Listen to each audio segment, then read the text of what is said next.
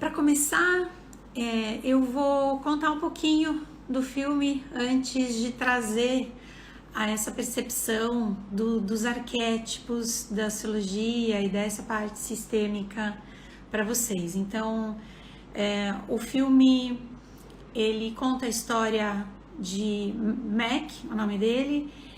Já começa o filme trazendo ali o contexto da infância dele, onde ele é de uma família bem religiosa e um pai muito violento, agressivo. Quando ele bebia, agredia, batia na mãe, e já traz ali a percepção de que ele tinha aquela vontade de salvar a mãe, então ele ia tentar impedir o pai de agredir a mãe e acabava apanhando também.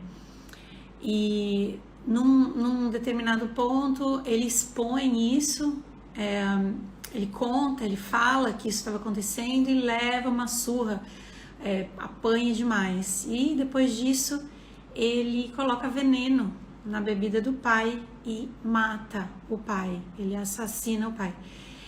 E aquela história, essa trama, esse drama é abafado, é escondido, e o filme vai, ali a história continua quando já ele, adulto, com uma família, com filhos, vai enfrentar uma nova situação. Então, aqui a gente já pode trazer essa percepção de que naquele momento, quando ele mata o pai, né, quando ele assassina o pai, ele já cria uma exclusão, né? Ele já cria a exclusão daquele pai, já cria um segredo, a exclusão daquela dor daquele filho e daquela mãe, daquele luto. Então já tem um grande emaranhado ali.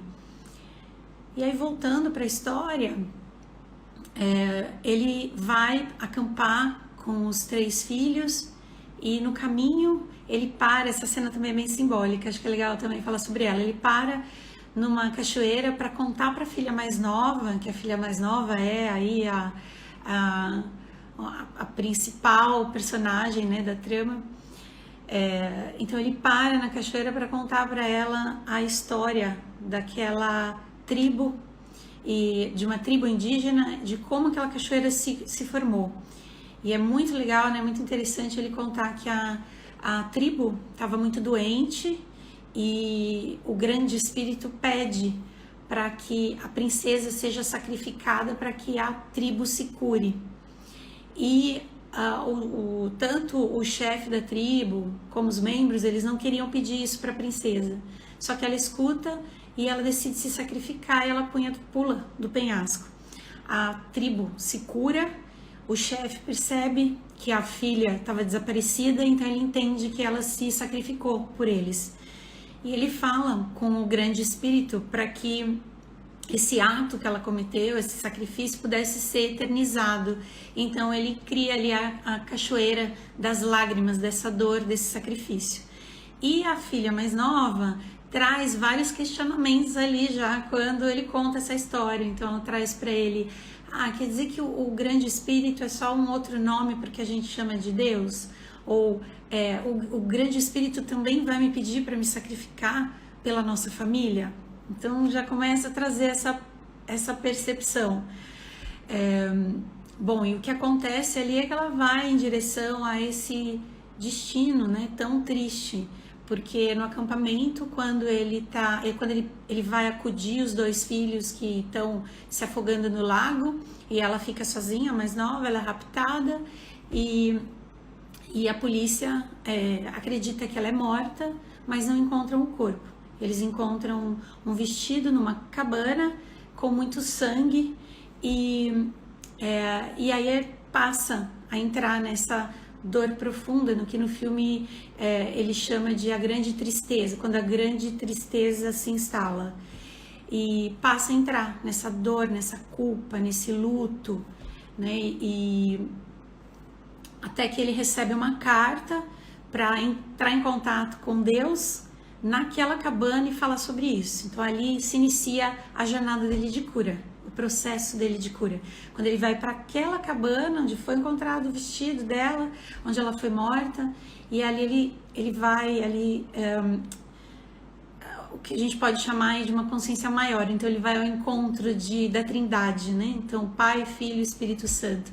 E a partir dali ele vai olhar para a dor dele, para a culpa, para o luto. Ele vai olhar para o assassinato do pai, para o pai, para o assassino da filha, para a filha, e vai começar a trazer uma consciência maior, a consciência divina, né? Então a consciência superior, porque o processo se dá todo ali, falando já nessa visão sistêmica, né? Se dá todo ali de primeiro ele entrar em contato com a dor dele. Então você pode observar que primeiro ele ainda está buscando culpados, né? Quando a gente está ainda no comportamento da vítima, a gente está buscando um culpado pela nossa dor. Depois ele começa a compreender que é importante ele se tornar vulnerável, é importante ele sentir aquilo verdadeiramente, né? Então tem aquela cena do jardim, onde é uma bagunça aquele jardim, que é ele, a representação de quem ele é, mas é algo em construção, é algo em movimento, que é algo muito lindo, né? Então é o ser humano em processo, em construção. E depois ele começa a entender que existe algo maior do que um julgamento, né? Então, que a gente fica muito preso, quando a gente está muito preso na nossa dor, a gente não consegue entender o que está por trás. Até tem um momento que Deus, né, fala para ele uma frase que eu acredito que é bem sistêmica. Ela fala para ele assim: eu não sou quem você pensa, tem muito mais além daquilo que você pode ver. Então essa fala traz muito a percepção de que a gente vê aquilo que é o nosso núcleo, a nossa dor. A gente não está enxergando essa parte maior do que acontece por trás desses movimentos, né? De que não existe ali e aqui não falando porque eu quero dizer, não existe um certo e errado ali nessa percepção. Existe um movimento e tudo, né, o que vem, o que acontece, muito baseado em atos, em ações que a gente tem, né, ali no filme, de um amor doente, né, de um amor doentio. Então, ele teve um ato, por amor à mãe, de cometer um assassinato. Então aquele assassino da filha dele também. Então, e ter esse olhar de não julgamento é o que liberta, é o que libera, porque todo o processo ali daquele filme é o processo da cura. Então muitas vezes nas leituras que eu faço, na leitura sistêmica, a gente traz a consciência para aquelas histórias. Então você tem ligação com essa história, você tem ligação com essa parte da sua linhagem que precisa ser elaborada, e aí a pessoa me pergunta: mas e agora? Eu faço o que com isso?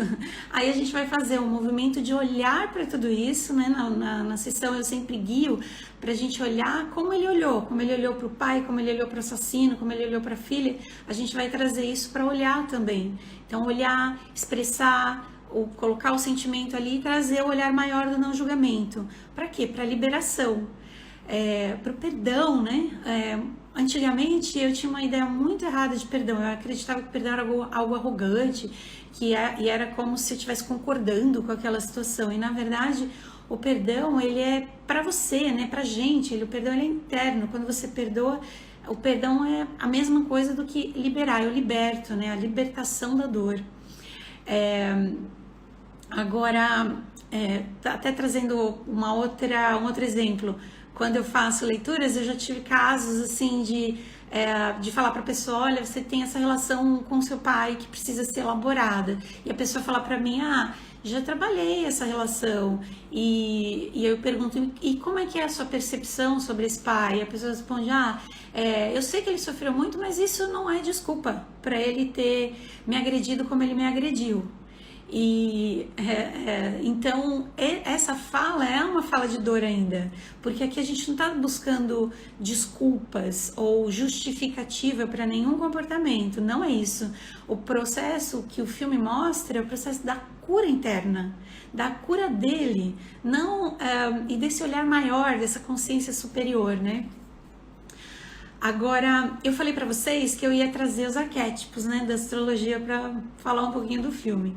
E para quem não sabe o que é arquétipo, o arquétipo ele é um símbolo que tem um significado que é de entendimento coletivo. Quer ver um exemplo? Quando você pensa na Madre Teresa de Calcutá. A Madre Teresa de Calcutá, ela é um arquétipo de caridade e ela é um arquétipo de bondade. Então todo mundo entende, quando fala nela, entende que é isso, é isso que representa. Então quando eu vou falar de um arquétipo astrológico, por exemplo, eu vou trazer o Plutão. Aqui o Plutão ele é um arquétipo de luto. Então quando a gente pensa no Plutão, ele está associado a lutos, abusos, perdas, sofrimentos, vazios, não trabalhados e não elaborados no sistema familiar. É isso que ele representa na astrologia. Então eu vou trazer alguns arquétipos para falar desse filme. Só que eu não vou falar exatamente do filme da cabana. Eu vou falar do mapa do autor. O nome dele é William Paul Young. E eu achei mais interessante falar do mapa dele, por quê? Porque eu li um texto dele, é o site dele mesmo, é o blog que ele tem, vocês podem acessar depois para ler esse texto. E nesse texto ele escreveu que quando ele foi fazer o livro, né, quando ele produziu o livro, a cabana, ele fez com a intenção de fazer para os filhos e para os amigos próximos, publicou 15 cópias e distribuiu. E ele recebeu muitas mensagens, e uma dessas mensagens era de uma pessoa dizendo para ele assim, nossa, o que aconteceu com você? Porque eu acredito que o Mac é o seu eu adulto, e a Missy, que é a sua filha, é a sua infância, que foi assassinada de alguma forma. O que te aconteceu? E falou que aquilo mexeu profundamente com ele, porque era verdade. Ela conseguiu entender o significado daquele livro. Ela conseguiu perceber o que ele estava colocando. Então ele coloca ali que a história A Cabana, ela não é uma história verídica, mas ela é uma história verdadeira, porque conta como ele se sentiu e o que ele viveu na vida dele. Então ele fala que o que o Mac viveu em um final de semana, acessando essa consciência superior, se reconectando com Deus, com o amor, com a compaixão, ele fez isso em 11 anos, um processo de 11 anos. Então vou contar um pouquinho da história dele para trazer um contexto para falar dos arquétipos da astrologia. Então ele foi uma criança que viveu em muitos lugares, os pais eram missionários e ele tinha muitos problemas com o pai, e um pai muito dogmático, impositivo, autoritário, e ele foi muito bebê, muito cedo para Nova Guiné, para Papua Nova Guiné. E nessas missões, o pai dele dizia que quando eles estavam espalhando, né, a palavra de Deus, as crianças iam ser protegidas por Deus. Então as crianças eram deixadas em tendas. E só que isso não acontecia, né, essa proteção, porque as crianças eram abusadas quando os pais saíam para as missões. E quando eles completavam 5, 6 anos, eles eram levados para internato, porque seria mais seguro. Então ele conta nesse texto, né, nesse artigo, que ele não tem nenhuma memória de infância que não sejam os estupros e abusos que ele viveu desde bebê. E que depois de 5, 6 anos ele foi para o internato e continuou a sequência de abusos, que eram as crianças mais velhas que abusavam dos mais novos. E que aí ele guardou tudo aquilo dentro dele, porque não podia falar, porque era muito religioso, porque isso era um tabu. E teve comportamentos durante a vida totalmente de autossabotagem. Então ele entrou em vícios, ele teve muitos problemas com o casamento, até que ele entrou nesse processo de cura e de transformação. E foram 11 anos para chegar lá. É muito legal, depois se vocês puderem ler, no blog dele, ele coloca assim que a palavra autenticidade, ser autêntico para ele não era uma possibilidade.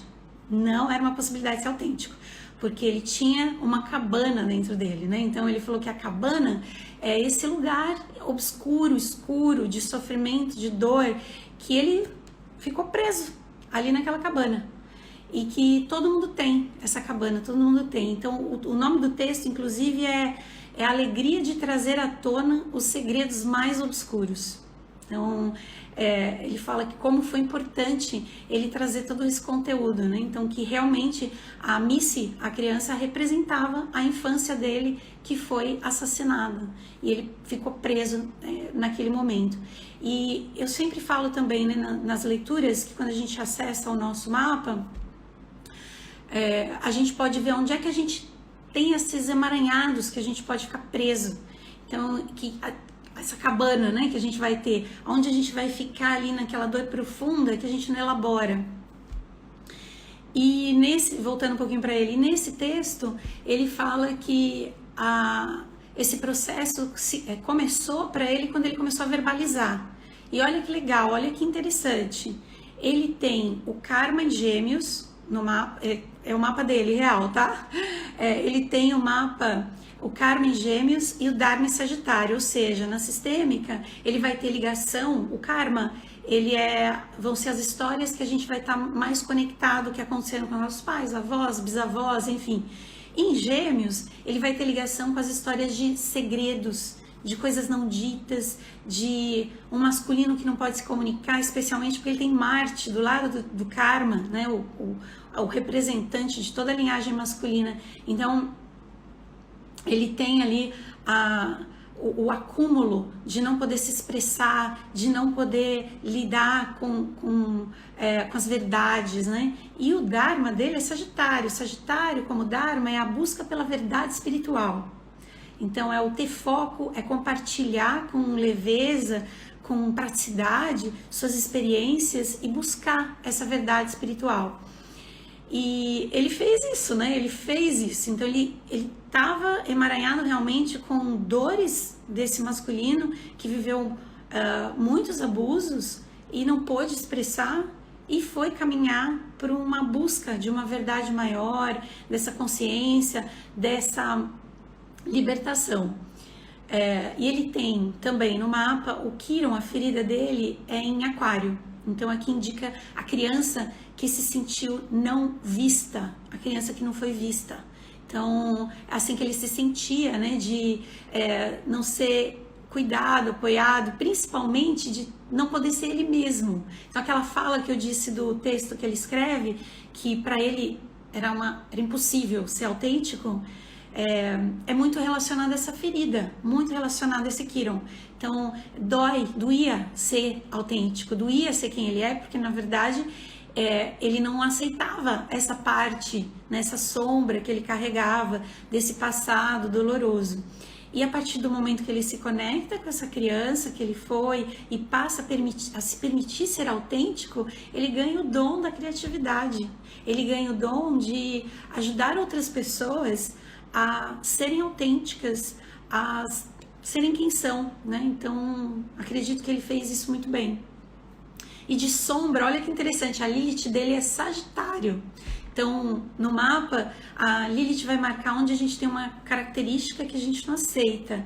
E é a mesma do Dharma dele. Então, ele veio desenvolver essa verdade espiritual, mas dentro dele ele reprimia isso, ele não queria, ele não aceitava. Muito a ver com o pai dele aqui, com certeza. Então, porque ele reprimia características de pessoas dogmáticas, as religiões. O Sagitário tem muito a ver com religião, né? Sagitário é o signo do religar-se. Então, é a busca por algo que me reconecte a algo superior.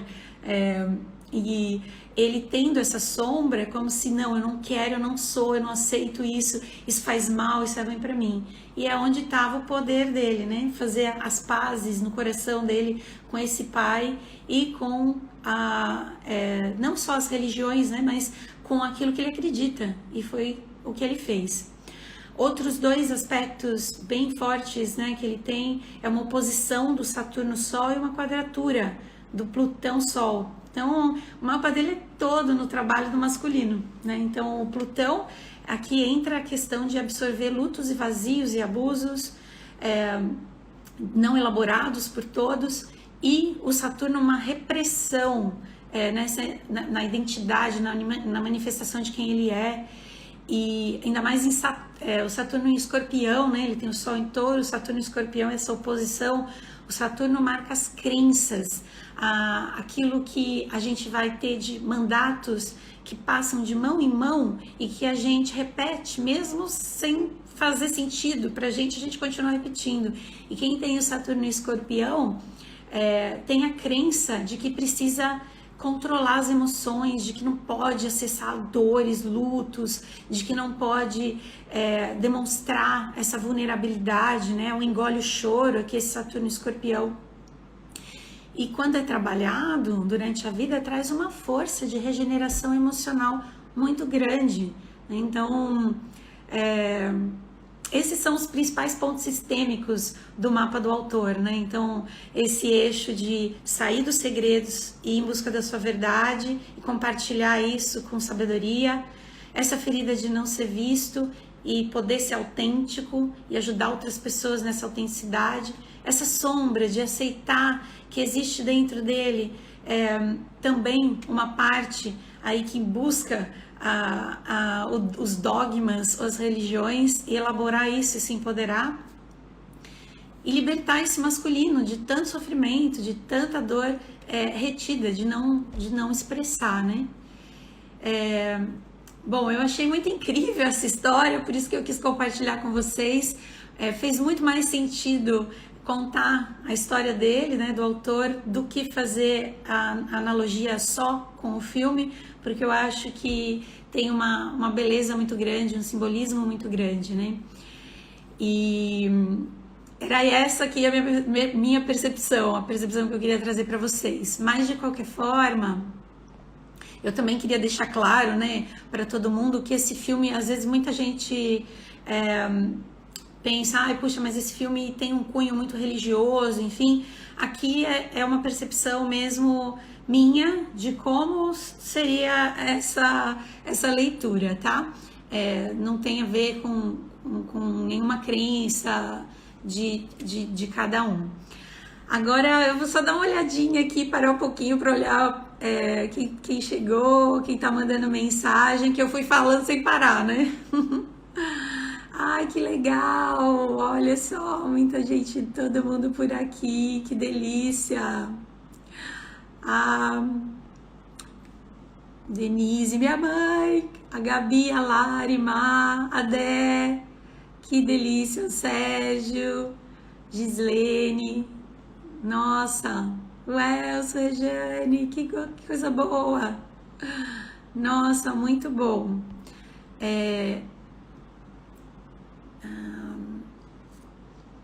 Ai, Ivana, fiz minha leitura, foi maravilhoso. Ai, obrigada, muito feliz, viu? Iracema, nossa, a gente fez o mapa muitos anos atrás, vamos fazer sim uma releitura.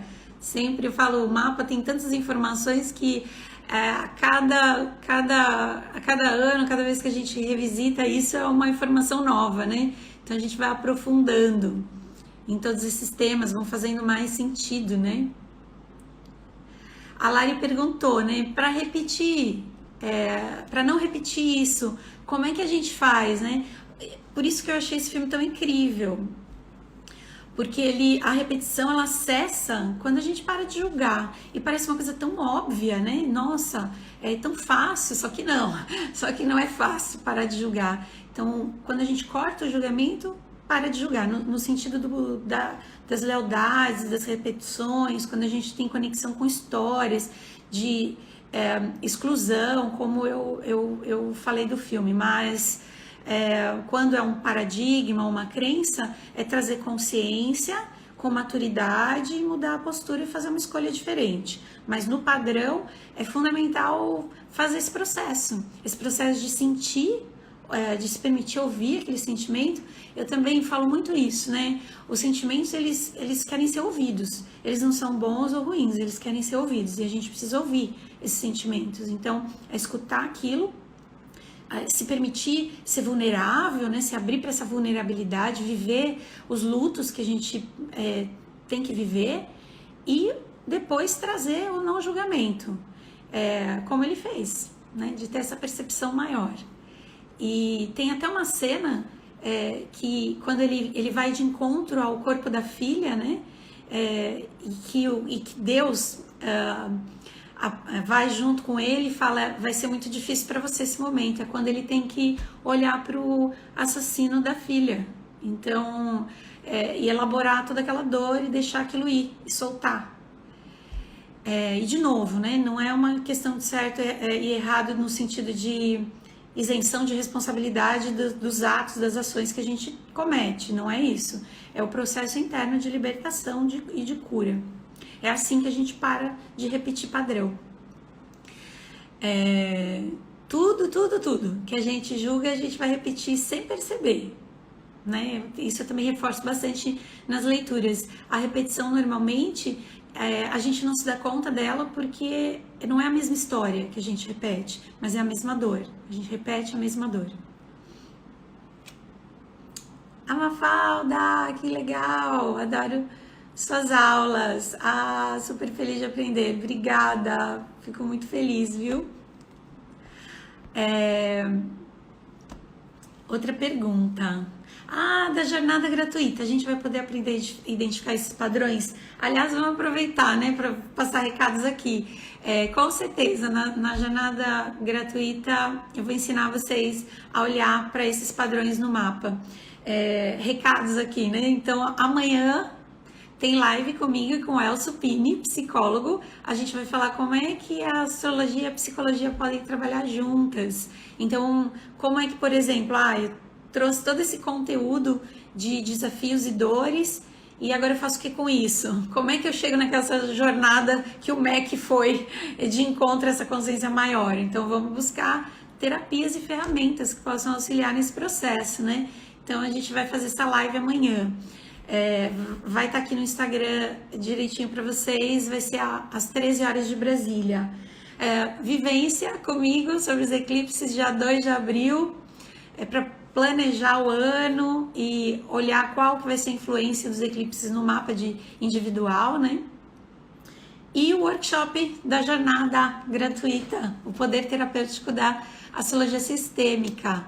Então, nesse workshop, nessas 3 aulas, eu vou estar trazendo esses arquétipos que são a minha especialidade, né? Os padrões, as feridas e as sombras. E como é que a gente faz essa mistura para toda essa identificação, para ir rumo, né? A propósito, missão, dons e talentos.